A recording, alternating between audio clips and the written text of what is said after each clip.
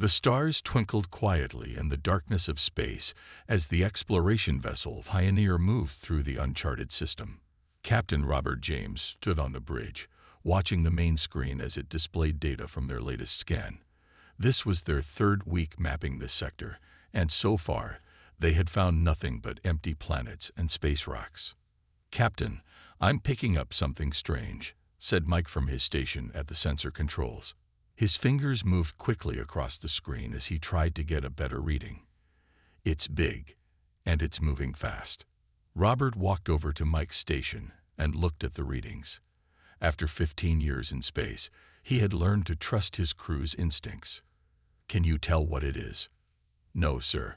It's not matching any known signatures in our database." Mike's voice held a note of worry. "Whatever it is, it's changing course. I think it's heading straight for us." Robert didn't hesitate. "Sound general quarters. Everyone to battle stations."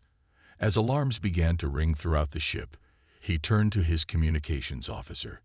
"Jack, send a message back to Neptune Station. Tell them we've encountered an unknown vessel and are taking precautions." The crew moved with practiced efficiency, even though none of them had seen real combat. Humanity had been alone in space for so long that their weapons were mostly for show, or so they had thought. A massive ship appeared on their main screen. It was sleek and gray, with a design unlike anything human engineers had ever created. Its surface seemed to shimmer and shift, as if the metal itself was alive. "Sir, they're not responding to any of our greeting protocols," Jack reported, his voice tense. "I've tried all standard frequencies and first contact procedures." Robert opened his mouth to give another order, but before he could speak, the alien ship fired. A beam of energy cut through space, missing the Pioneer by mere meters. The ship shook from the near miss. "Return fire," Robert ordered. "All hands, brace for evasive maneuvers." He grabbed his chair as the Pioneer twisted away from another blast. Their own weapons seemed to have little effect on the alien ship's strange, shifting hull. The next few minutes were chaos. The Pioneer was a research vessel with some defensive capabilities, but it wasn't built for a fight like this. The alien ship was faster, stronger, and had weapons that seemed to ignore half of their shields. "Hull breach on Deck 3. Someone shouted. "Emergency containment fields holding." Robert watched as another blast from the alien ship tore through their port side. But in that moment of destruction, something unexpected happened. A piece of the alien vessel's hull had broken off during their exchange of fire and become embedded in the Pioneer's damaged section. "Engineering reports critical damage to the main drive," Mike called out. "We can't take another hit like that." Robert made the hardest decision a captain could make. "Plot an emergency jump back to Neptune Station. We're getting out of here." As his crew rushed to comply, he added, "And make sure we keep that section of hull with the alien fragment. Something tells me it might be important." The Pioneer's engines screamed as they pushed the damaged ship to its limits. The alien vessel followed, but as they approached the jump point, it suddenly pulled back. Robert didn't understand why until he saw the readings. They were about to jump through an asteroid field. It was incredibly dangerous. But they had no choice. "Jump drive engaged," the ship's computer announced. "Warning. Structural integrity at 47%. Jump not recommended. Override safety protocols," Robert commanded. "Execute jump now." The familiar sensation of a jump felt different this time. The damaged ship shuddered and groaned as space bent around them. Warning lights flashed across every console on the bridge. But somehow, they made it. The Pioneer emerged from the jump near Neptune Station, trailing debris and venting atmosphere from multiple breaches. Emergency crews were already waiting for them, having received their earlier warning message. As medical teams treated the injured and repair crews swarmed over the ship's hull, Robert met with his chief engineer, Tom, in what remained of their engineering bay. They stood looking at the alien hull fragment, which seemed to be slowly moving, almost as if it was trying to repair itself. "I've never seen anything like it," Tom said, running a scanner over the material. "This metal, if you can even call it that. It's not just damage, it's adapting, trying to integrate with our hull somehow. Robert thought about the way the alien ship's hull had shifted during the battle, how it had seemed to absorb their weapons' fire. Could we learn something from this? Something that might help us if they come back. Tom picked up a small piece that had broken off and held it under a microscope. His eyes widened. Captain, this isn't just advanced technology. This could change everything we know about shipbuilding. But we're going to need help. The best scientists Earth has to offer. Robert nodded, already composing his report in his head. He knew the alien ship would return, probably with friends next time. They had gotten lucky today, but luck wouldn't be enough for round 2. They needed to understand this technology, and fast. As he left engineering, Robert passed by the ship's memorial wall, where they listed crew members lost in the line of duty. Today, they would be adding 3 new names. He placed his hand on the wall and made a silent promise. They would not only survive the next encounter, they would win it. Back on the bridge, Robert looked out at Neptune Station's familiar shape. The Pioneer was hurt but not destroyed. Her crew was bloodied but not beaten. And most importantly, they had something the aliens hadn't meant to give them, a key to their technology. The aliens had made a mistake in attacking them. They had assumed humans would be easy prey, that damaging their ship would be enough to destroy their spirit. Instead, they had given humanity exactly what it needed, a challenge to rise to and the tools to do it with. As repair crews continued their work, Robert sent a priority message to Earth Command. The title was simple: First Contact Incident, Request for Emergency Research Initiative. He knew that somewhere in that alien hull fragment was humanity's future. They just had to be smart enough to unlock it. 3 days after the Pioneer limped back to Neptune Station, the research lab was buzzing with activity. Tom hadn't slept much, spending every waking moment studying the alien hull fragment. He watched in amazement as the piece continued to shift and change under various tests, sometimes even responding to electrical impulses from their equipment. Dr. Lisa Anderson arrived from Earth's Advanced Materials Division, bringing with her a team of the best scientists humanity had to offer. She walked into the lab, her eyes immediately drawn to the shifting metal displayed behind a containment field. "It's even more remarkable than the report suggested," she said, pulling out her own specialized scanning equipment. "Have you tried exposing it to different energy frequencies?" Tom nodded, pulling up his test results on a nearby screen. "It responds most actively to electromagnetic pulses. Watch this." He sent a carefully controlled burst of energy toward the fragment. The metal rippled like water, its surface reorganizing itself at the molecular level. "It's not just repairing itself," Lisa said, studying the readings. "It's learning, adapting to become stronger against whatever damaged it." She turned to Tom with excitement in her eyes. "Do you realize what this means? This isn't just advanced technology, it's programmable matter."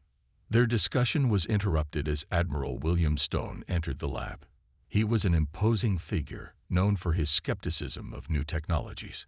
"I've read your preliminary reports," he said, looking at the alien fragment with suspicion. "They seem a bit far-fetched." Captain James, who had been quietly observing from the corner, stepped forward. "Sir, I watched that ship's hull adapt during combat. If we can understand this technology, we could revolutionize our fleet's capabilities." The Admiral frowned. "And if we can't control it, what if this is some kind of trap? For all we know, this material could be reporting back to them." Lisa quickly pulled up her latest scan results. "We've checked for any kind of transmission signals. The material itself isn't capable of long-range communication. It's more like programmable clay, incredibly advanced. Yes, but ultimately just a building material." Tom added, "And we're already making progress in understanding how to control it. Look at this." He pressed a few buttons on his console, sending a specific sequence of energy pulses to the fragment. The metal responded by forming a perfect sphere, then shifting back to its original shape. The Admiral's eyebrows rose slightly. Impressive party trick, but how does this help us defend against their ships? Because we're not just copying their technology, Tom explained, growing excited. We're improving it. The Greys use this material in a basic way, strengthening their hulls, adapting to damage. But we've discovered it can do so much more. Lisa stepped in.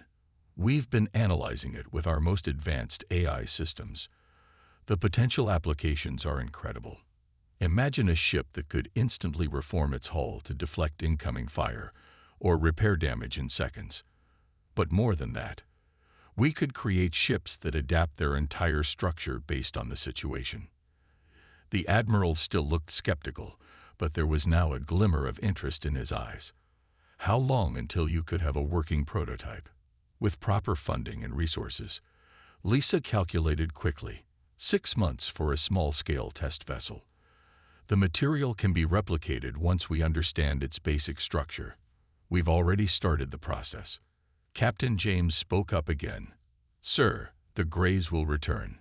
When they do, they'll expect to find us still trying to repair our conventional ships. Instead, we could have something they've never seen before. The Admiral was quiet for a long moment, studying the shifting metal. Finally, he nodded. You have 3 months. Show me something concrete, and I'll back full production. As the Admiral left, the team immediately got back to work. Tom and Lisa spent hours discussing potential applications, while other scientists ran continuous tests on the material. They discovered that the alien metal responded particularly well to human AI systems, almost as if it had been designed for a more advanced control system than the Greys were using. Over the next few weeks, progress moved faster than anyone had expected. They learned that the material could be programmed with basic protocols that would remain active even without constant AI control.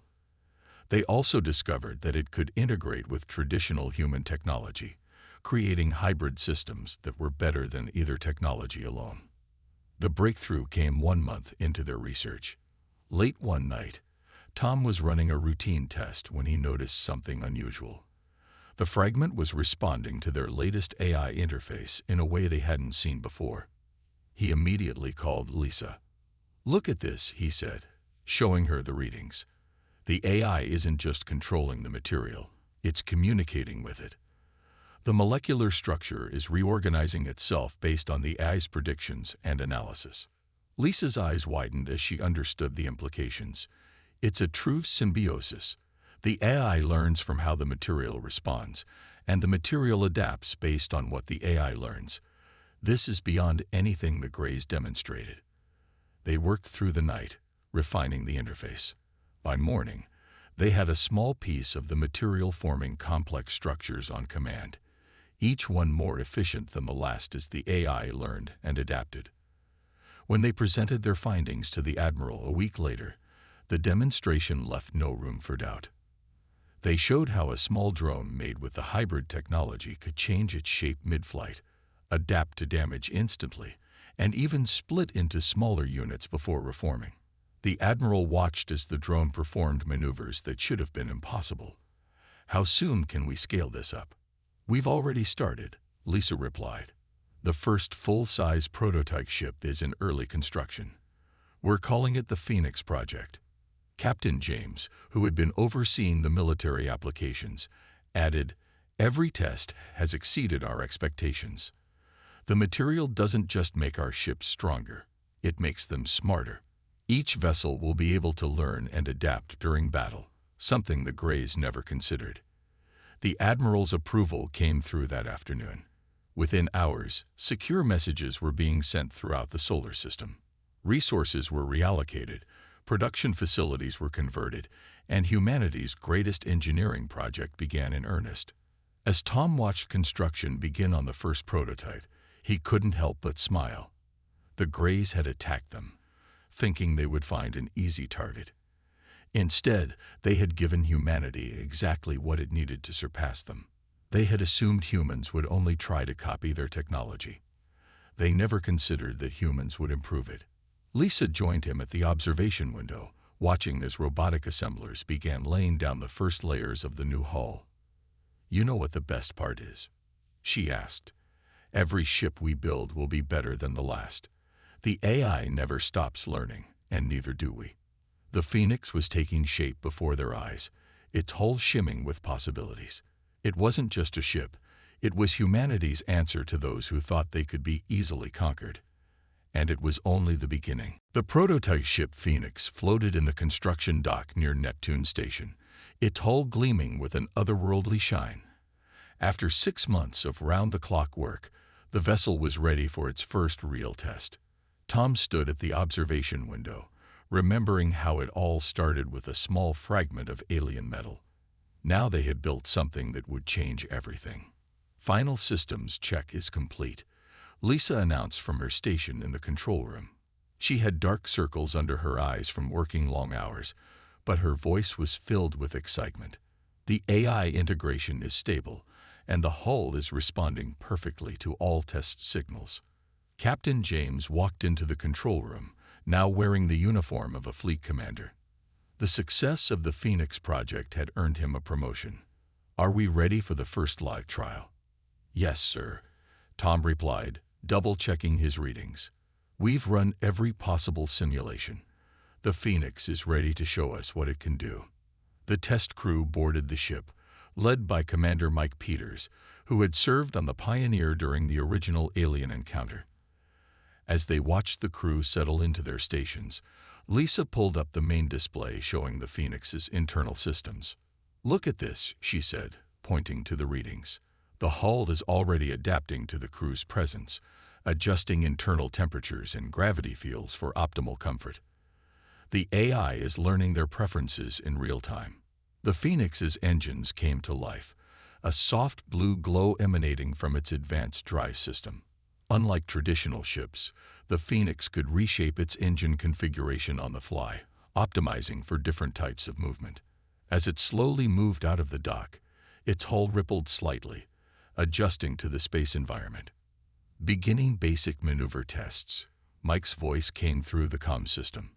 The Phoenix moved forward, then executed a series of turns that would have torn a normal ship apart.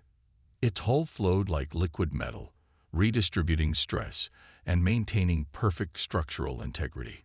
"Incredible," the Admiral muttered, having arrived just in time to witness the demonstration.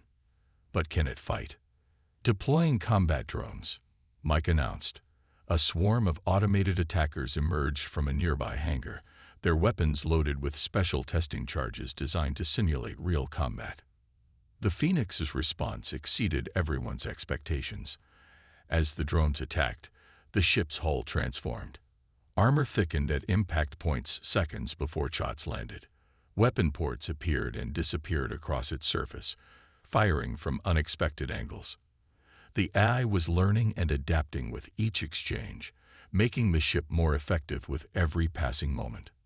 "Sir," one of the technicians called out, "the Phoenix's combat effectiveness is increasing exponentially.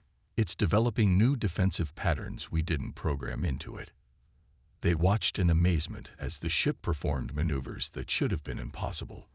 When 3 drones concentrated their fire on one spot, the Phoenix's hull didn't just absorb the impact.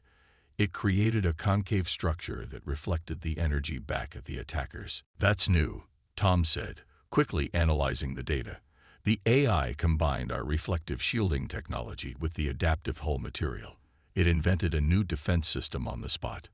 The demonstration continued for another hour, with the Phoenix displaying increasingly sophisticated tactics. By the end, the combat drones hadn't scored a single significant hit, while the Phoenix had disabled all of them using minimal power. "The best part," Lisa explained to the Admiral, "is that everything the Phoenix learned during this test will be shared with all future ships we build. Each vessel learns from the others, creating a constantly evolving defense network." The Admiral nodded slowly, clearly impressed. "And you're certain the Greys can't hack or override these systems?" "The AI integration is entirely our own design," Tom assured him. "We only use their hull material as a foundation.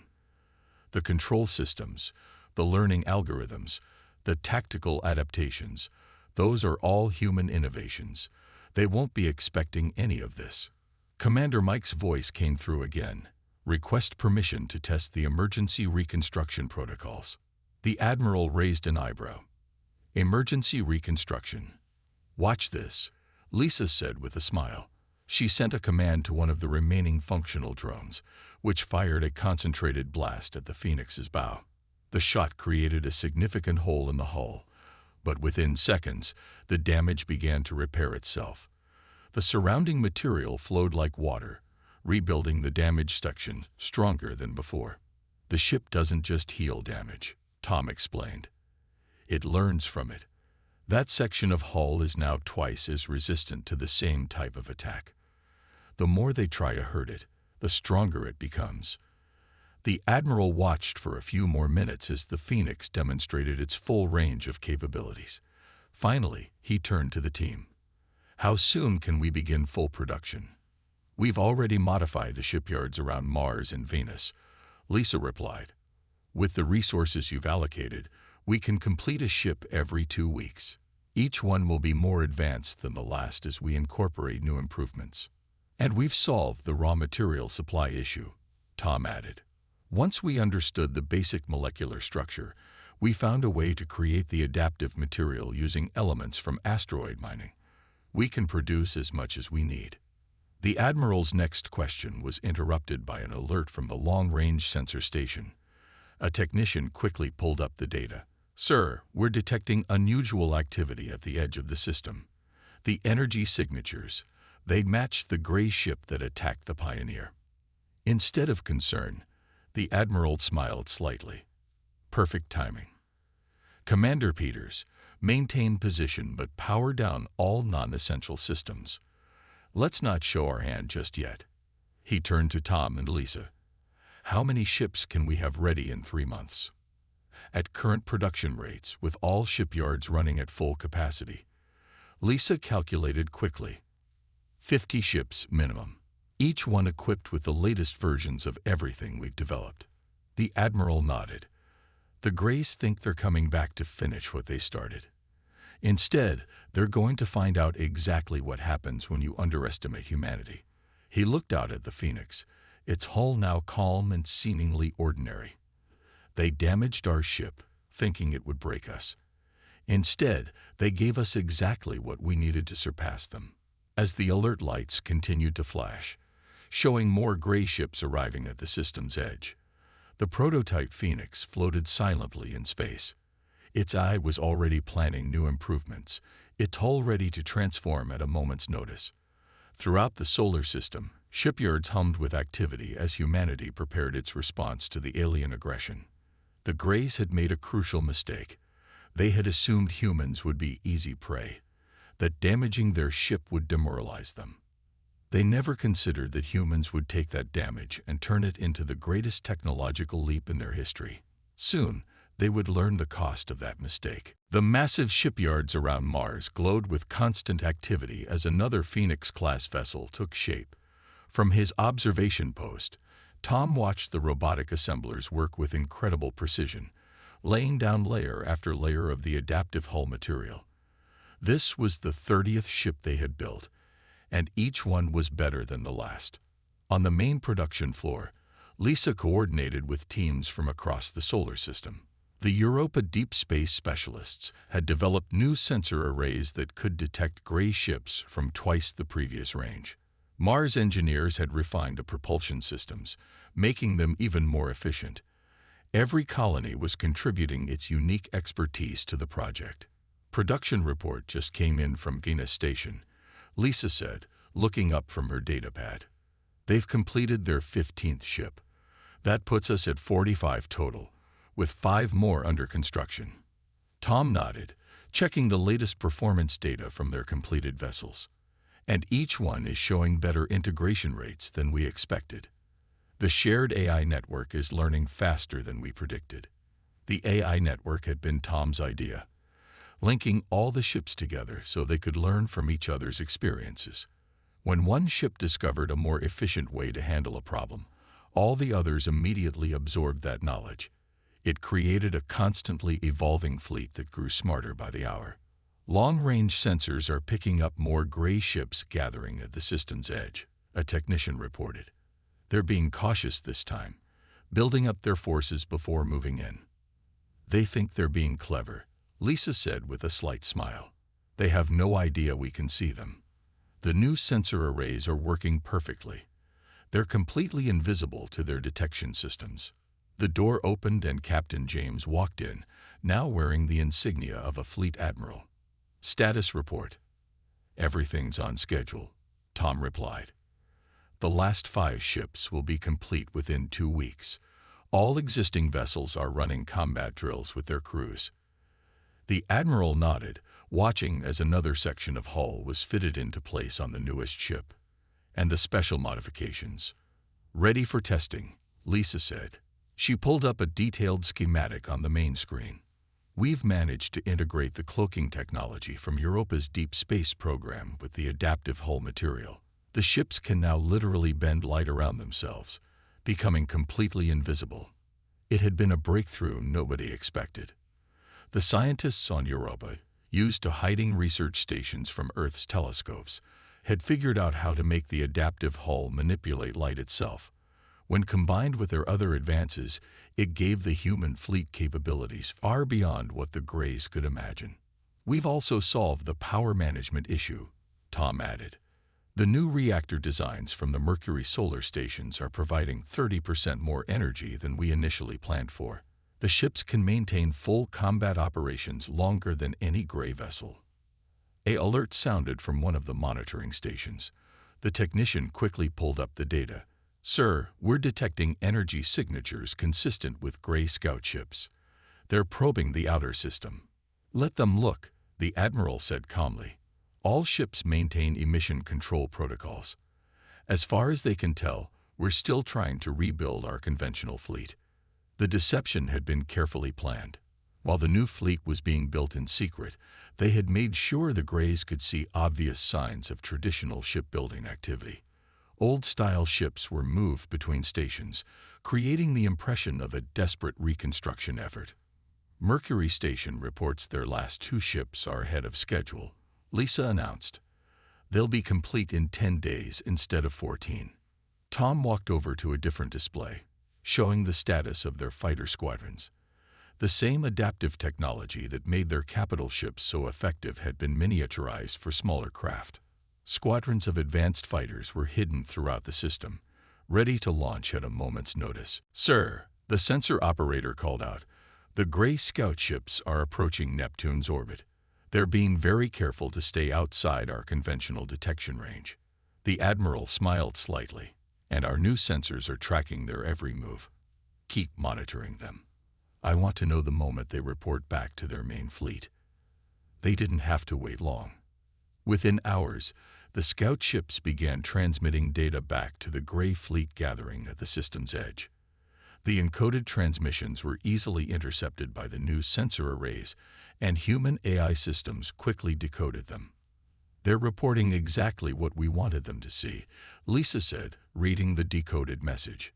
According to their scouts, we're struggling to rebuild with outdated technology. They think we're vulnerable. The admiral turned to address the entire control room. This is what we've been waiting for. Send the coded alert to all ships and stations. Begin final preparation sequences. When they come in force, we'll be ready. Throughout the solar system, crews began final checks on their vessels. The ship's AIs continued to learn and adapt, preparing for combat scenarios they might face. Every piece of technology had been tested and refined. Every system pushed to its limits and beyond. Message from the Phoenix, a communications officer announced.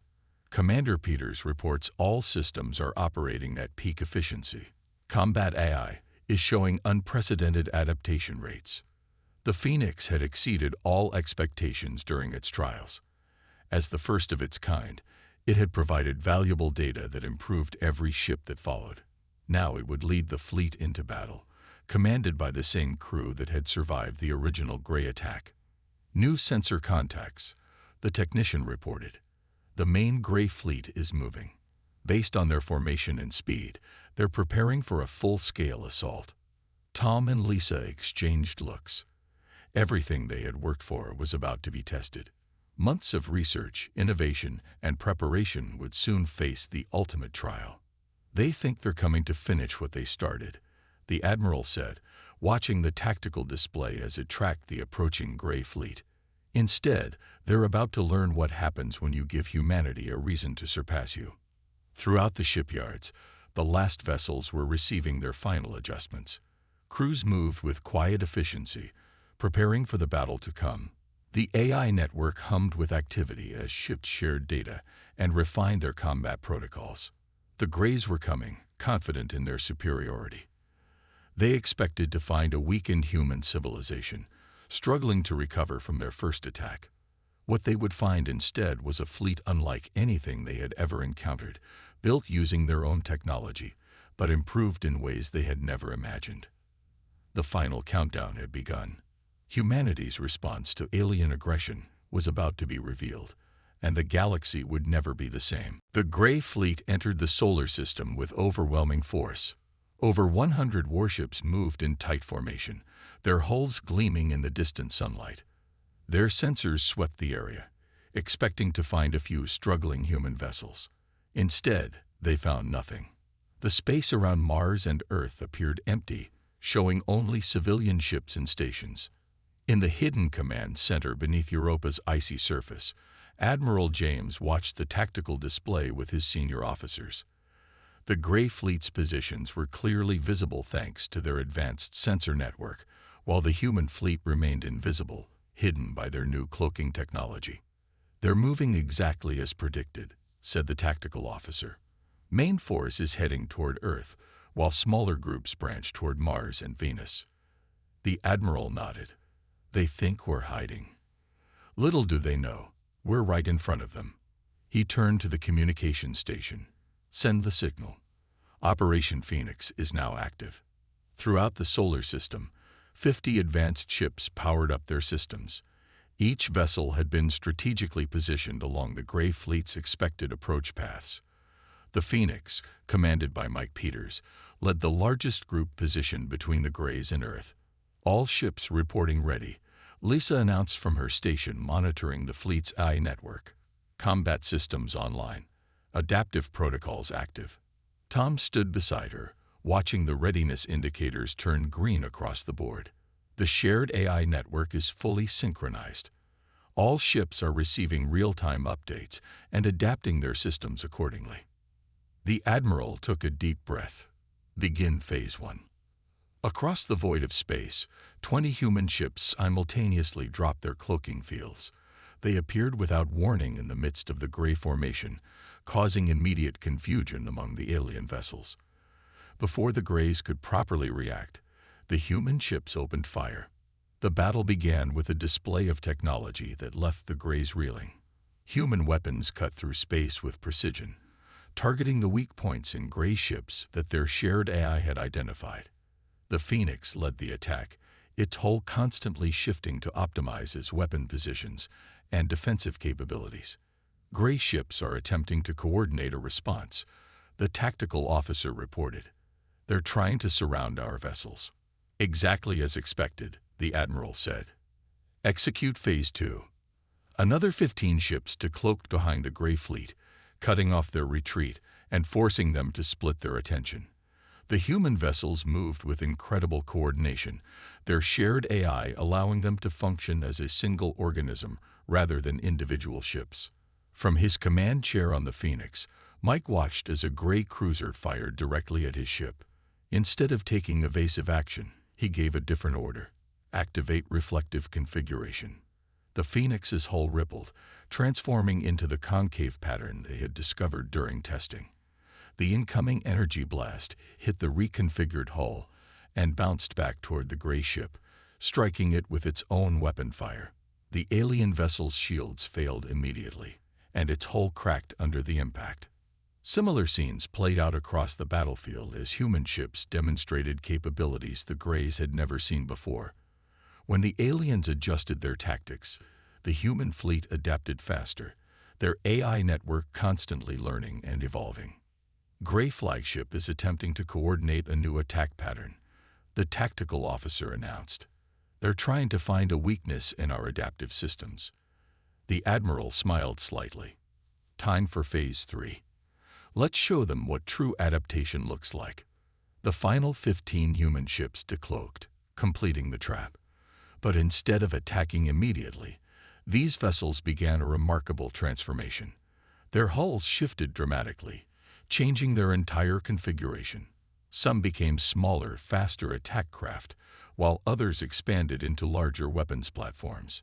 The gray sensors couldn't keep up with the changes, unable to lock onto targets that constantly redefined themselves. On the Phoenix, Mike received a priority alert from the AI network. "Sir, the Gray flagship is attempting to transmit new control codes to their fleet. They're trying to update their combat protocols." "Perfect," Mike replied. "Activate signal intercept." This had been one of their most closely guarded innovations. Using the adaptive technology and advanced AI systems, human ships could now intercept and analyze enemy communications in real time. As the Gray flagship transmitted its new battle plans, human vessels were already adapting to counter them before they could be implemented. The battle shifted dramatically as the Gray fleet fell into disarray. Their coordinated attack patterns broke down as human ships countered each move before it fully developed. The Phoenix led a direct assault on the Gray flagship, its weapons finding gaps in the alien vessel's defenses with uncanny precision. In the Europa Command Center, Lisa watched the battle unfold with growing excitement. The adaptive learning curve is exceeding all projections. Our ships are developing new combat techniques on the fly. Tom pointed to a particular section of data streaming in. "Look at how they're sharing tactical data. When one ship discovers an effective approach, all others immediately incorporate it. They're evolving faster than the Grays can respond." On the main display, they watched as the Phoenix executed a maneuver that should have been impossible. The ship split into 3 separate sections, each acting independently to attack the Gray flagship from different angles. Then, after causing significant damage, the sections rejoined seamlessly into a single vessel. "That wasn't in any of our combat protocols," Tom said in amazement. "The AI developed that tactic on its own." The Gray fleet began to break formation, individual ships attempting to retreat as they realized the battle was lost. But the human fleet had anticipated this as well. Smaller vessels that had transformed into pursuit craft quickly moved to cut off their escape routes. Gray flagship is sending out a broad distress signal. The communications officer reported. "They're calling for reinforcements." The Admiral nodded calmly. "Let them call. When their reinforcements arrive, they'll find a human fleet that's even more advanced than the one they're facing now." The battle continued for another hour, but the outcome was never in doubt. Human ships demonstrated capabilities that improved with every passing minute, while the Gray vessels relied on tactics and technology that had suddenly become obsolete. When the Gray flagship finally went dark, its systems overloaded by attacks it couldn't counter, the remaining alien vessels attempted a last desperate retreat. Only a handful managed to escape, fleeing toward the edge of the solar system, with human pursuit craft following at a distance, not to destroy them, but to ensure they carried the message of what had happened here. As the fighting died down, the Phoenix returned to its original configuration, though its hull now bore the marks of combat. These weren't weaknesses, however. Each point of impact had been analyzed by the AI and reinforced, making the ship stronger than before. "All Gray vessels within the inner system have been neutralized," the tactical officer reported. 15 enemy ships destroyed, 67 disabled, 13 escaped. Our losses? None. All 50 ships remain operational with minimal damage. A cheer went up throughout the command center. Months of work, innovation, and preparation had paid off beyond their wildest expectations. Humanity hadn't just survived. They had emerged victorious against a technologically superior foe. Admiral James looked at the tactical display showing the retreating Gray ships. "Send the order to all vessels. Maintain pursuit, but do not engage unless attacked. I want those ships to reach Gray territory and report what happened here." Tom and Lisa exchanged smiles. The message would be clear. Humanity was not to be underestimated. What had begun with a single damaged ship had led to a technological revolution that had changed the balance of power. In the days that followed, the human fleet continued to evolve. The experience gained in actual combat accelerated their development beyond what any simulation could have achieved. Ships that had already seemed miraculous became even more impressive, incorporating lessons from the battle into their very structure. The great reinforcements never came. Instead, 3 weeks after the battle, long-range sensors detected a small vessel approaching under a flag of truce. The Greys were sending diplomats, not warriors. The ultimate acknowledgement that their initial assessment of humanity had been catastrophically wrong. Admiral James stood on the bridge of the Phoenix as they prepared to receive the alien representatives. The ship that had been damaged in the first encounter was now the symbol of humanity's ingenuity and resilience. The Greys had attacked them, thinking they would find an easy conquest. Instead, they had given humans exactly what they needed to surpass them. As the Grey diplomatic vessel approached, the Phoenix's hull shifted slightly, its adaptive systems continuously improving even in peacetime. The message was subtle but unmistakable. Attack us again, and you'll face something even more advanced than what defeated you before. The Greys had learned a lesson that would echo across the galaxy. Never underestimate a species that can turn your own technology against you and make it better.